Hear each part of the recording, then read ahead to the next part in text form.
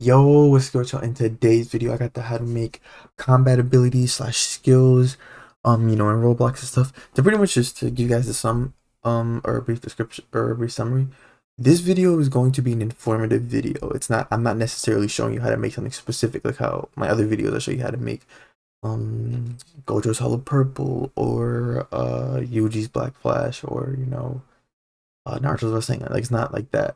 It's more so focusing on like the well-rounded aspects of how do you make an ability, like where do you start? I know a lot of people ask me a lot of questions when it comes to common abilities, like how do I how do I look at an ability and think to myself like how would I make this in Roblox? I guess is the best way to put it. Like when I see an anime and I'm like, okay, I'm gonna go about it like this. So I'm gonna just probably the video's gonna be like 15-20 minutes of me talking about common abilities. Hopefully it answers some of your questions, clears up some misconceptions, anything, and just generally you walk away with more information, on how to make abilities and stuff. If you enjoyed the video, definitely leave a like and subscribe, and let's go ahead and get straight into it. Okay, so first things first. So dang, I don't even know how to start to be real talk, because I ain't even got no script and like that. I'm going straight off my head, but anyway, top of my head. But anyway, okay, so I guess one thing I want to talk about that's pretty simple. Okay, so if you watch my other videos, you've heard me mention R15, R6. If you don't know what R15 and R6 are, they're I guess you could say, yeah, avatar types. Okay, I was right. Yeah, they're avatar types, right? If I'm not mistaken, I'm pretty sure most game nowadays like they're moving to R15. I'm pretty sure like maybe in like a couple years, Roblox will more than likely just like what's the word? I forgot what the word is. I forgot the word. But the point is, I think they probably will get rid of. I don't know if they are, but I think that's what would happen. Because R6 is like is old. It's what used to be used a lot like back in the day type stuff. But now everyone uses R15 for the most part. So I think they're gonna get rid of R6. But the point is this. So when you're making combat, right, you have to make sure it's tailored to your specific game when it comes to avatar types, right?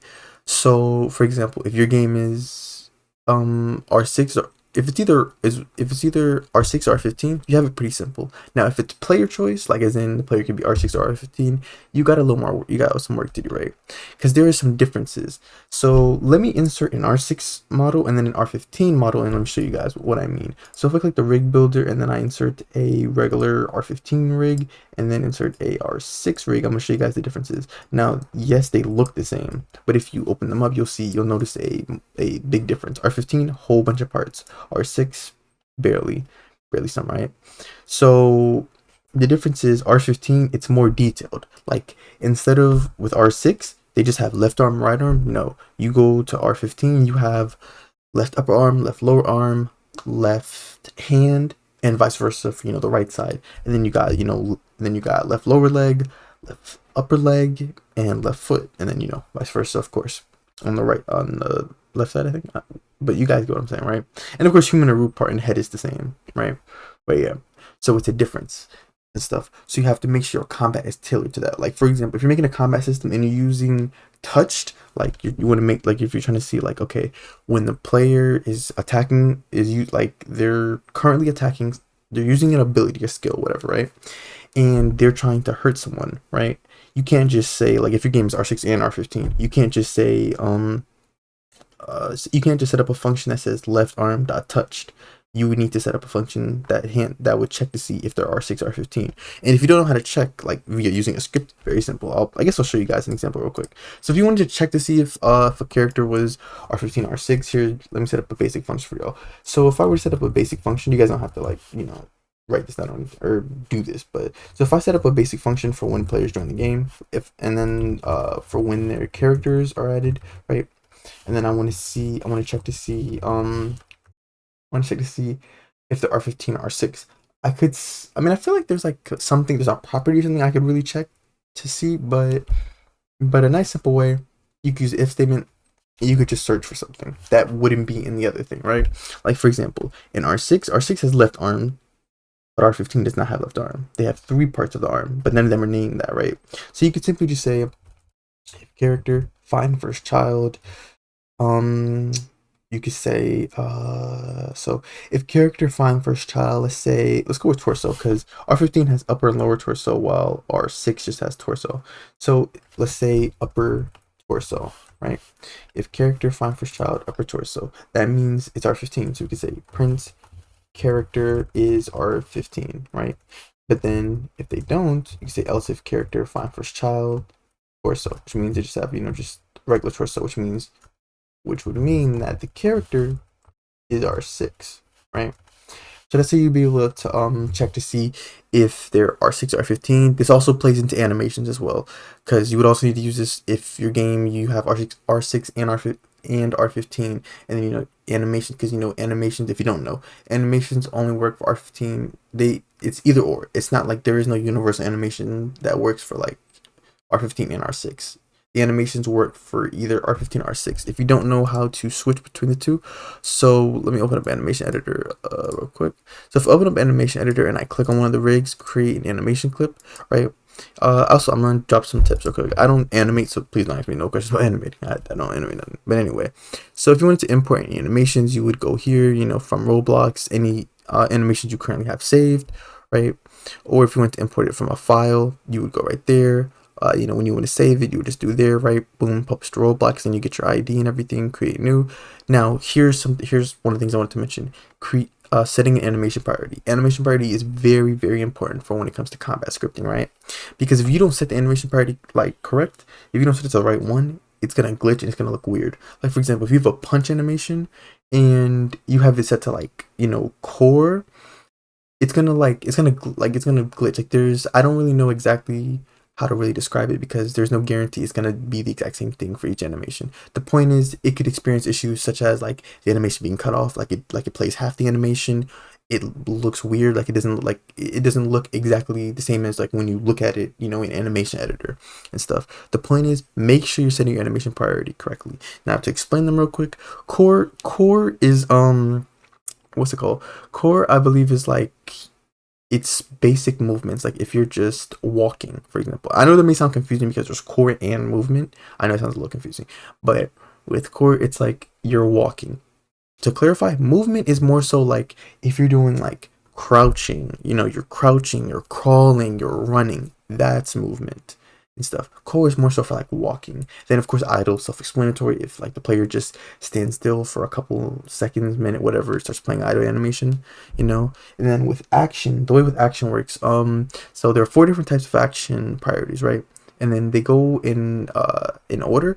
I believe, I'm 99% sure that it goes in order of this is the highest priority when it comes to action. This is the second highest. Or maybe, wait, actually no. I think action 4 is the highest. Yeah. Sorry. Okay, so this should be in descending order, as in from here, this is the highest animation priority and this is the lowest animation priority. What that means is, if you try to play an animation while another animation is playing, it's gonna pretty much run an if statement, not one you have to write yourself. It's gonna be one that Roblox is already automatically programmed, right? Where it's gonna check to see if the animation priority of the animation you're trying to play, the new animation, is higher or the same level as the one you're currently playing, right? Because if it's higher, say if you're just standing still, you have a core animation, or sorry, not core, you have an idle animation, right? That's the second lowest priority, right?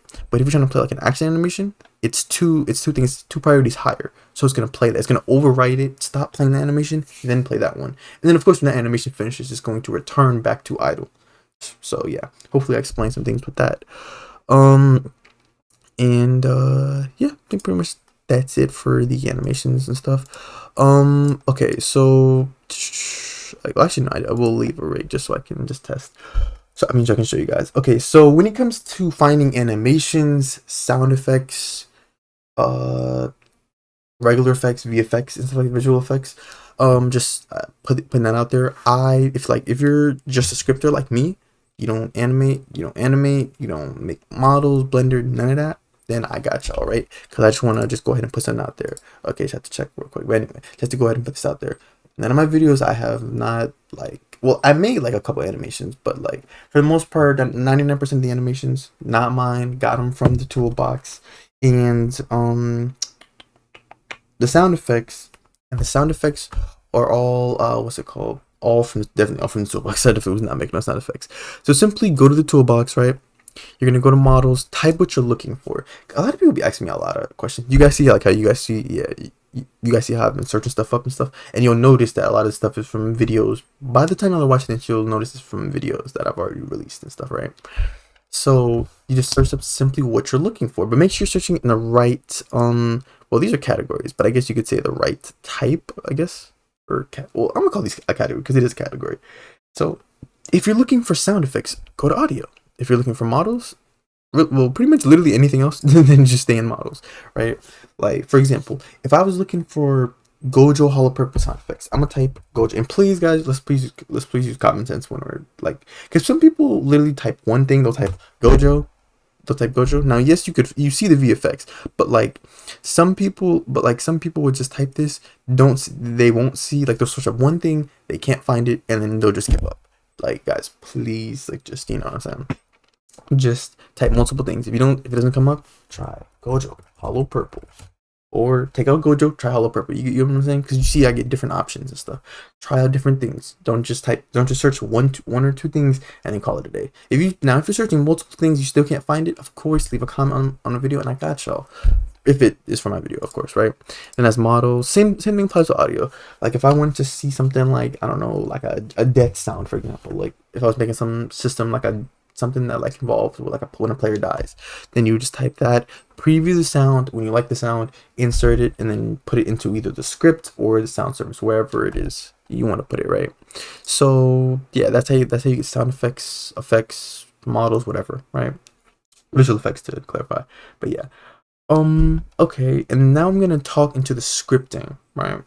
So the scripting aspects. So okay, so yeah, okay. So 100% all combat systems will have local scripts and server scripts. Also module scripts. There could be module scripts, but we're just gonna focus on local and server scripts for the video because there's gonna need to be communication between the client and the server. Remember, local scripts equal client, which is referring to the player, like solely the player, what I am seeing as a player, while server scripts is the entire server, what's going on for everyone in the server, right? So let's insert a local script into starter player scripts, right? You guys don't necessarily have to copy, you guys could just watch. So I'm okay, so I want to make an attack, right? I want to make an ability. Doesn't matter what type of ability it is. The point is I want to make an ability. Let's say I want to make M1s, right? I want to make basic M1s. Whenever the player presses their mouse, they throw punches or something, or they sword slashes. So we need the user input service, right? That's honestly what you would probably need in every single combat system, not gonna lie. So let's create a variable for it. Let's say local UIS, short for user input service, is equal to get service, user input service. Now I'll kind of break down how it works. So the user input service, you need to set up a function. So you're gonna say UIS, dot input began. You see you have three options: began, ended, changed. You probably will, for the most part, be using began and ended. And as the name implies, began, is when the players, they press the key, like as soon as they press down the key. Ended will trigger as soon as they release a key, right? Just to clarify that. So boom, input began. Then you're gonna say connect function, right? Then in parentheses, you're going to say input. This is the type of input. Then you're going to say comma processed. Now to explain process, it may be a little confusing at first, but honestly, it's very simple. Process simply is a way just to check to make sure the player isn't typing in chat, right? Because like imagine if like you're having a conversation with your friend, y'all chilling in like a fighting game, and you press a key that's like, a keybind for an attack, and you just kill him. Like straight up, like you just kill your friend for like no reason. Especially if it's like a permanent death game too, so that would be tough, not gonna lie. But what I'm saying is you need a way to check to make sure they're not typing in chat. So I'm gonna show you guys real quick. So to make sure that they're not typing in chat, I wouldn't go in this order. I usually go input first, but I'm just gonna show you guys real quick. You would say if process is equal to false. This means that the player is pressing a key and their chat isn't open. Like they're not typing in chat. So that means, okay, if they're pressing a key regularly. So yeah, that's how you would check that. Now to set up input, you would do if input, then you would say dot user input type. Then you're gonna say is equal to enum. These use enum, right? Enum, the best way to explain it, enum is it's like a list of options, and then you choose whichever one is your desired option. So you'd say enum followed by whatever the last word was. So we're looking for user input type. Please undo user input stage, user input type. Then scroll through the options. You can read about them. Then you can decide which one you want. I'll show you guys keypad. I'll show you guys how to do keypad. I'll show you guys how to do the keyboard and the mouse. Okay. So with keyboard, it's a little extra work, but it's more like one extra line. So you would say is equal to keyboard, then you would put an and, you throw an and in there, and you would say and process is equal to false. Because remember, we need to double check to make sure that they're not typing in chat. Then press enter, right? So they have pressed the key on their keyboard and they're not typing in chat. Then what? We then need to make sure that they were pressing a specific key. If that's what you want. If you want it to be any key bind, then you're free to continue as is. But more than likely, you're going to want to see a specific key. So then what you're going to say is you're going to say if input, but this time you're going to say key code. Key code is pretty much referring to a list of key binds, and you're going to choose the one. So just like we did before, we're going to say two equal signs enum.keycode, right? Then here, choose from the list. You literally have so much. There's so much to choose from, right? So yeah. So I'm gonna go with the W key type. You know what I'm saying? Type shift. I know it. I'm going with the W key, right? So if I press the W key, press enter. If I press the W key, the following information is gonna happen. So long as the following lines are going to, it's gonna proceed. The script is gonna proceed pretty much, right? So that's how you would set up a keybind, right? So it's a little different for a mouse. It's honestly simpler. Like if you're doing like M1s, remember I said we were doing M1s. You would simply want to do, instead of doing keyboard, you're simply going to say mouse button 1 or 2. Mouse button 1 is the left side of the mouse. Mouse button 2 is the right side of the mouse, which you guys can read, as you guys can see in the brief descriptions, right? So mouse button 1, all you got to do then process, and then you're done. Now I'm going to show you guys how we're going to use the remote events to fire. I'm going to use this to fire from the client side to the server side, as well as send information over from the local script to the server script. Okay, so let's insert a remote event to replicated storage, right? Let's insert that remote event. I don't really think names are really important right now, so we're just gonna leave it by the default. So let's create a variable for our remote event. Let's say local remote event is equal to game.replicated storage, wait for child, remote event, right? So once it's passed through all the checks, let's fire our remote event to the server, right? Because that means the player is trying to M1, right? So we're going to say fire server, right? Now, you don't need to send over the player. Like you don't have to get the local player and then send over the player. The way it works is when you fire a remote event from a client to the server, it automatically sends over the player, as you can read here, right? It automatically sends over the player. So you don't even need to worry about sending that. All you need to worry about is sending over any additional information / arguments. Arguments is a way, it's pretty much like a way to just say any information you're sending over, like broken up, like argument 1, argument 2, like just information broken up, let me give you an example. 1, that's argument 1. This is argument 2, and then so forth, right? And then you separate it by commas, right? So usually when I do combat, the first thing I do is identify the type of event, so I know how to differentiate between, okay, this is what this is, and now that I know what this is, I'm going to proceed with however way I want it to work. So we need to give our event a name, right? So let's call this, let's say M1, right? Because it's M1 attack, right?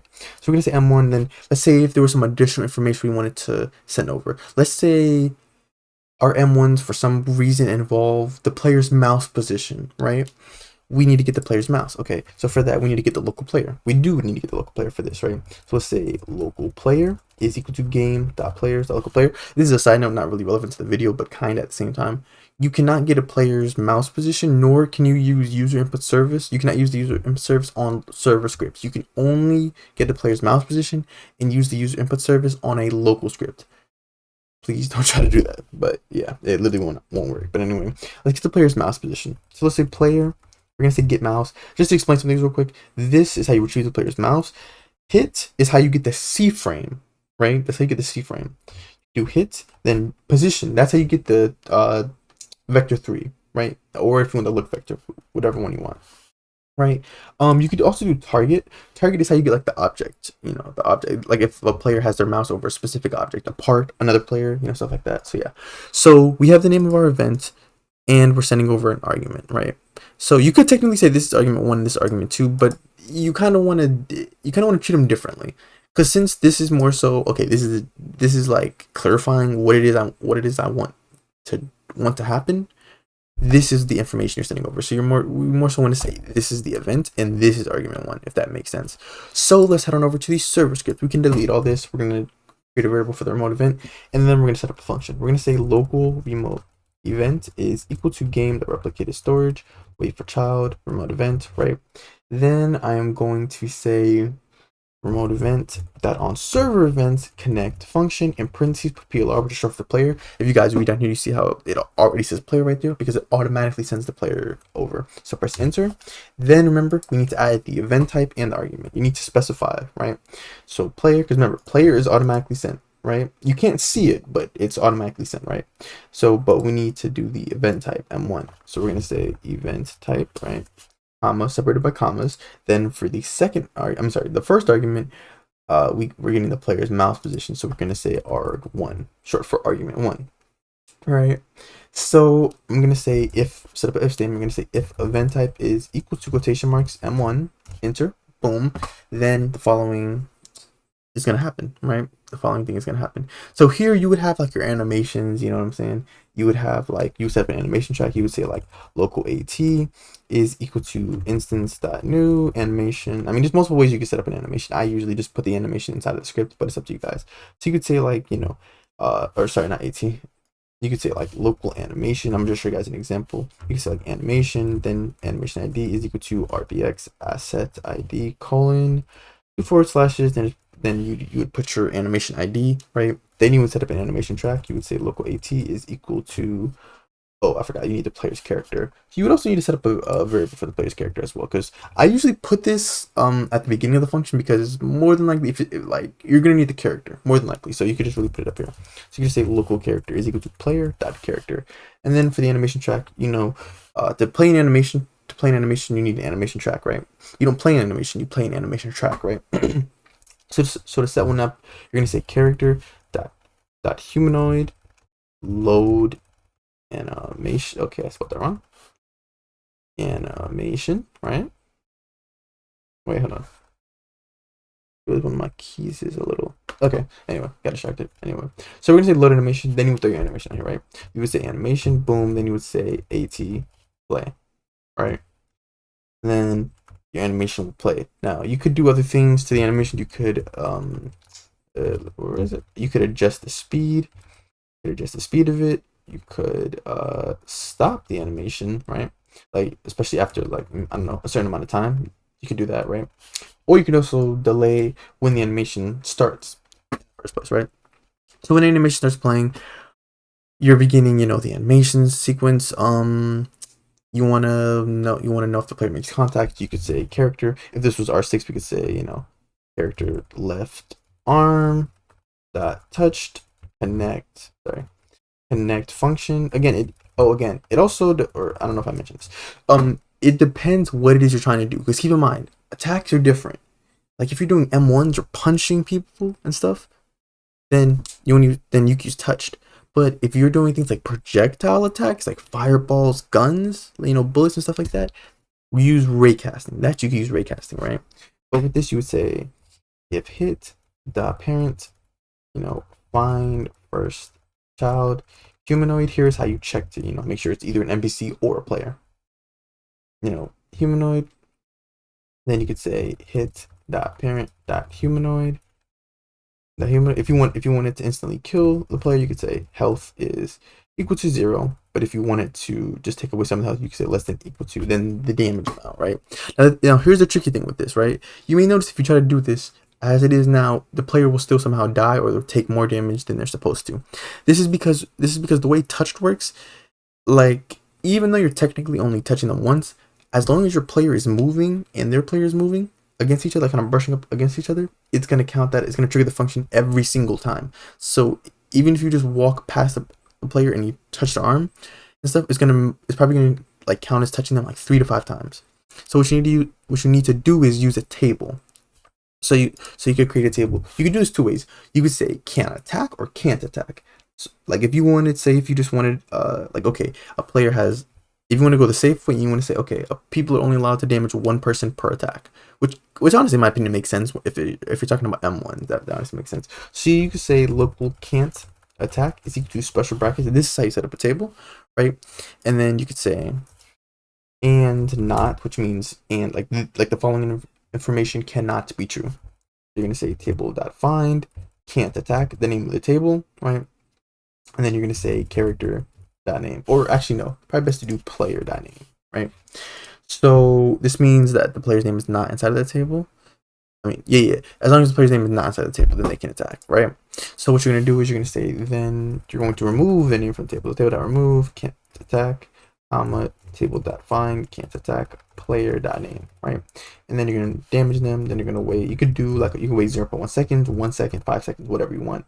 Then you can uh you can. Oh, sorry. I did this wrong. Okay, so copy that, paste that here. No. You want to remove their name after the wait. You want to insert their name. You want to insert their name. Sorry.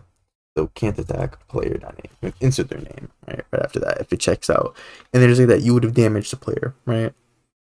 And the animation will play and all that. If you had sound effects, you could say local sound is to instance the new sound. Sound, I believe it's the same thing, like ID something, or sound ID. Yeah, that sound ID is equal to RBX asset ID. Set up your sound. Boom, and sounds are not like it. You don't need. There's no thing like a soundtrack, just in case you were. I know that actually kind of does make sense. Like a soundtrack like that. Like that sounds right. But anyway, no. You simply just do sound play. Then you can do sound play, sound pause, sound stop, resume, stuff like that. So yeah, then you would just play your sound effects, and yeah, that's how you would set up. That's how you would set up like a basic combat system. Communicating between the client and the server side. Yeah, and then you would just need to test. By the way, with combat scripting, you're gonna run into a lot of issues. Your combat scripting is probably one of the most difficult things. Not gonna lie, it's probably one of the most difficult things. That and programming like NPC behavior and stuff like that. But it's fun. It's definitely very fun, especially when you figure things out. Especially making different systems and all that. You guys are gonna have errors. There's gonna be things that don't look right. Maybe it's not up to your liking. You just have to keep trying, keep messing around with the numbers. You're literally gonna be sitting there for hours just changing wait times, damage amounts, whatever, just trying to see to make it the best way you can make it, right? So yeah. I think that's really it for part 1 of this video and stuff. If I missed any topics or any specific topics you guys want me to review, let me know in the comments. I got y'all. Just a couple more things I guess I want to mention. Talk about security. So if you guys didn't know, exploiters can what's it called? Exploiters can take advantage of things inside of replicated storage. It's vital that you don't store anything important inside of replicated storage. That's why it's best to store most of your stuff inside of server storage, because it's stored on the server side, which exploiter cannot access, right?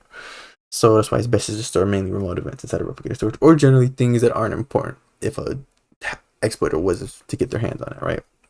That's why it's best to keep the important things inside of server storage, right? And you also want to keep verifications on the server side. Like you wouldn't want to have cooldowns on the locals, on the client side, because then an exploiter might be able to somehow bypass them and then be able to spam attacks and stuff. That's why we want to handle cooldowns via the server side and stuff. But yeah, I hope you guys enjoyed this video. Like I said, if there are any topics I missed, anything you guys want me to talk about, explain, whatever, let me know in the comments, and I got you on the part 2 of the video. Thank you for watching, and leave a like and subscribe if you enjoy, and I'll see you guys in the next video.